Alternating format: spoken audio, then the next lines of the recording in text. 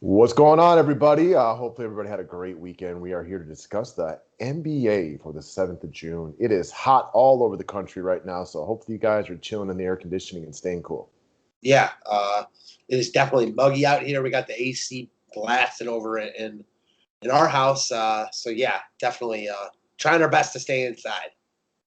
Trying to stay as cool as the other side of the pillow, like hopefully my Bucks do tonight, as we're about to discuss this. But before we get into it, guys, I want to introduce to you guys a new DFS app called Sports Battle.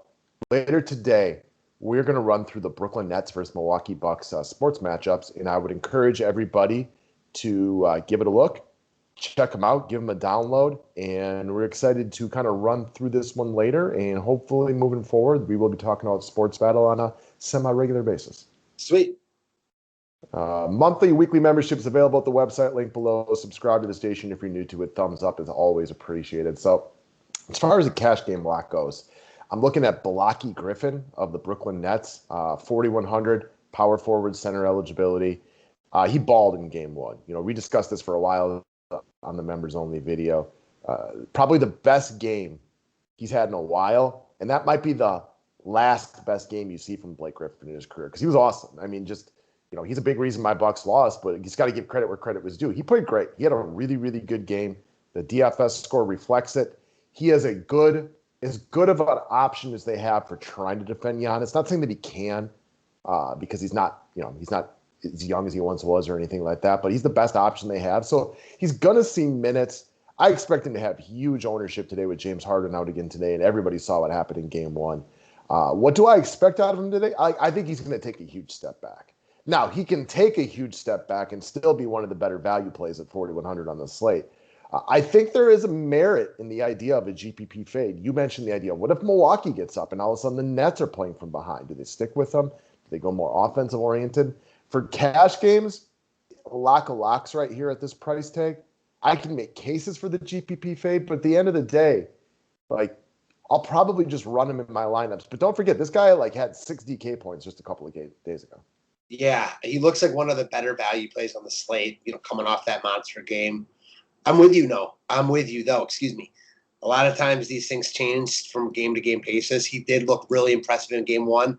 So without really the price increase, you just plug him in and move on. But as you mentioned, we're not going to be surprised at all if he gets into early foul trouble, doesn't play as well. Both. There's a lot of possibilities here that the masses probably won't take into consideration when they just lock him in. I'm going to get into the conspiracy theory side of game two in a little bit here as well. But you mentioned the early foul trouble. That's like a real thing today. Like, expect the Bucks to be aggressive, and they can go right after him. He didn't fall out last game. Now, he played 35 minutes or whatever beforehand, but he's in a rough spot to try not to be in foul trouble. Yes, sir. All right. So the other side of this game for your GPP play of the day, you want to talk about Chris Money Middleton. I'll bring up a couple of things real quick, and I'll let you go with this one. Like, his outside shot couldn't be any worse this time around. He shot the ball terribly the other day. He's a really good shooter, but he wasn't the other day. This game from Milwaukee played out a lot like game one against Miami. And what I mean by that is they couldn't hit an outside shot to save their lives. Then in game two, they hit every outside shot. So Middleton dropped 48 DK points in a short time period in game two against Miami after not being nearly as good in game one. So there is reason to be encouraged by him today. Yeah, a lot to like here. We think Milwaukee plays well in game two after they disappointed in game one, just didn't have their best game. It's okay. It's a long series, 7 games for a reason. Expect a nice bounce back here from Middleton. He shot a ton of times, just didn't shoot well. I expect that to change here. I'm a Middleton fan. They're going to need him to play well in this series. And as someone who believes the Bucks have every opportunity to win this game, I think they're going to need Middleton, and I think he plays well. NBA, and I just, without even watching them, stuff like that, just covered it in my YouTube and everything like that. Every NBA analyst, the Nets are too much for everybody. Like, that's how the NBA playoffs works, right? Like, all of a sudden the Clippers are dead. They can't beat anybody. They're the worst team ever. Well, they now advanced in the series. Like, the over-exaggeration of the media based on one game in every series that you watch throughout the playoffs, it constantly gets exaggerated. And that's why we like the NBA playoffs for DFS. Like, what happened last game is very often different the next game. And that's something that's true for basically every NBA playoff series you watch. Yeah, for sure. All right, so cover boy for the day, mutual favorite for us. So we expect Milwaukee to be assertive and aggressive today. So there's a little bit of desperation mode. Not that you can't go down 0-2. We just saw the Clippers do it. But beating this Nets team 4 out of 5 games, I don't know. Good luck with that. That's not an easy task for anybody. So it's a big desperation point for the Milwaukee Bucks. Look for Giannis to be super aggressive. They clearly really didn't have much of an answer for him in game one. And if the Bucks had been more competitive, I think those 24 shots could even go up. The Nets can't patrol the paint, which I think we all know is where Giannis does the majority of his damage. It's a big time statement game for him. If they go down 0-2 here and he doesn't play well, not that that's like his only motivation to try to win this game or anything like that, but it's a bad look for him. And then here comes kind of the conspiracy theory side of this one. So we were talking about this. I've talked to a few other people about this. This might be the most exciting series left in the NBA just because of like the star power of Giannis, all the stars on the Nets, and just the offensive excitedness that goes into this game. In game one, every time I looked up, the Nets were getting a borderline close call. It happens, right? It's just part of the game. The NBA wants this game going 7 games. Giannis took 3 free throws in game one, which is super low for him. I could see him getting a bunch of calls in this game that go his way so that the NBA gets their best bet at this thing going 7 so they make more money. They want this series to go 7 games. So if you're a conspiracy theory guy and you look into stuff like that, you think it's a real thing, don't be surprised if the Bucks get a bunch of close calls today and Giannis in the paint can get those. Mentioned it with Middleton. Obviously, I like the Bucks to play well here. And as much as I like Middleton and Holiday, if they're going to want to win this series, win this game, most games, they're going to need Giannis to perform like the MVP, the 2-time reigning MVP that he is. I'm with you. I think that he gets the benefit of the doubt tonight. And as you mentioned, he only had 3 free throw attempts last game. I think he doubles that by halftime tonight. I thought you were just going to say double it at first. I'm like, 6 still isn't that many. But yeah, double it by halftime. I'm with that. I like that. Sweet. All right, next up. So let's start talking about some long shots for the day. And we kind of already mentioned it, how people evaluate NBA from a DFS perspective in the playoffs. Whatever happened last game is going to happen again, right? Blake Griffin's definitely going for 40 DK points today.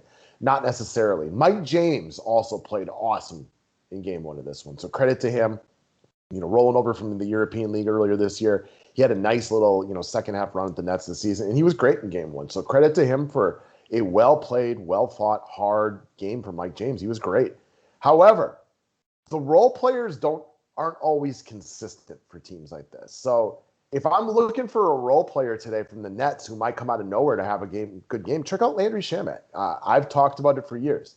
Under Mike Budenholzer, the Bucks' biggest issue is defending the three-point line. Well, Landry Shamet's a really good shooter.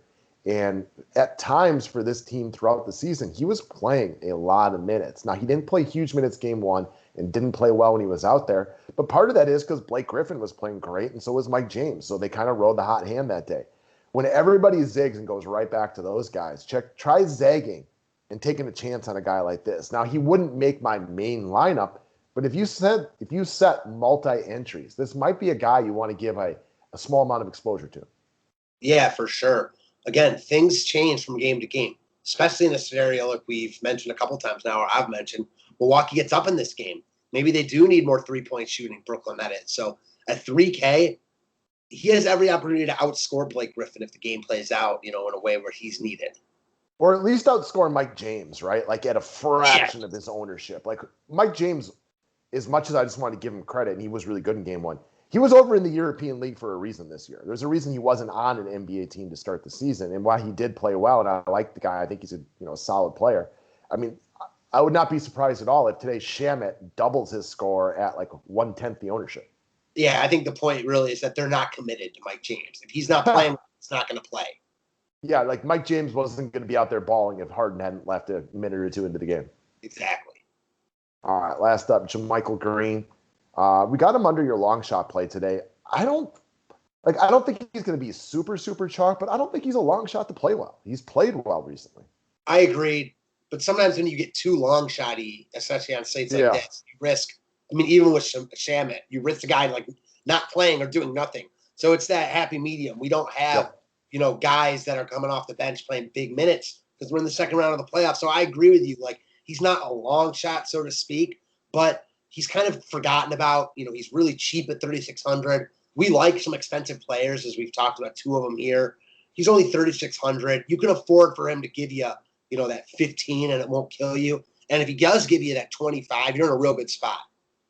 If you had to guess on his ownership today, like he's going to be a fraction of the Blake Griffin ownership, but I don't know, like 33%? Yeah, I was going to say somewhere between 30 and 40. So my initial lean was like 30%, but not going to be surprised at all if it gets as high as like 40, 50. The ownership on these slates really gets concentrated. So again, sure. I'll be surprised if it's under 30. And even though there aren't like a ton of great plays under 5K, they're more than normal for a 2-game playoffs. I think as we talk through it on members only, we got to maybe 7 or 8 guys below 5K that are in play, maybe even more than that. I don't remember the exact number. They're out there. Now, most of them aren't going to be safe. And Green's been very safe the last 4 or 5 games, and they clearly seem to trust him more than Millsap right now. Well, just like having Blake Griffin and Mike James and, we talked about PJ Tucker, those guys will take away from Green's ownership because you don't want to play all those guys. And if Green were like the only guy here, he'd get a ton of love, but he's not. Yeah, no doubt about it, guys. So that's what we got for NBA today. We're going to drop some MLB stuff here in just a little bit, but with the 2-game slate being the featured one on the day, no reason to do an MLB write-up. We'll just drop a members-only video free to the public, which will come out here in a little bit. Best of luck on all the sports today. Kind of a slow day in the world of sports, which is fine because baseball's 200 days long, and we'll be back at it tomorrow. Yeah, the other thing about MLB tonight is it starts late as hell, which is bizarre. I didn't even realize that. So when I popped open the app today, I saw the 3-game slate, and I just figured it was all day one, but that's not the featured one. So all the contests are for the late one. All the contests are for the late one, and it starts at 9:38 Eastern. Interesting. Weird day of baseball. Like we were talking about this one before. You don't get a lot like this, but whatever. It's one day. Yeah, you won't see many days like this for the rest of the year. But yeah, it's sometimes it's nice to take that step back. For sure. All right, guys. Good luck today. Click that thumbs up video. We'll see you in a bit. Thanks, guys.